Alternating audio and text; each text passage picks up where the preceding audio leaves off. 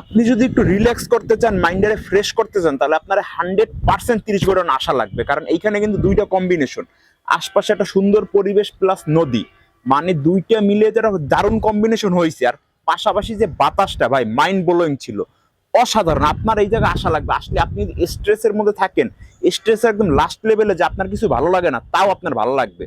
মানে আমার কিন্তু সেই লাগছে। আপনারা যে কেউ আসতে পারেন, দেখতে পাবেন যে আশপাশের বাতাস তো আসলে চোখে দেখা যায় না, ফিল করা লাগে। তো এই জিনিসটা কিন্তু অসাধারণ ছিল, অসাধারণ। আপনারা যে কেউ এখানে ঘুরতে আসবেন এরকম একটা টাইম জোন ধরে, তাহলে সেই একটা ফিল পাবেন। একটু রৌদ্রর তাপ টাপ থাকলে হয় কি যে গরম লাগে, কিন্তু এখন যে সময়টা রৌদ্র পুরো মৃদু, সব মিলে জিলে অসাধারণ, অসাধারণ।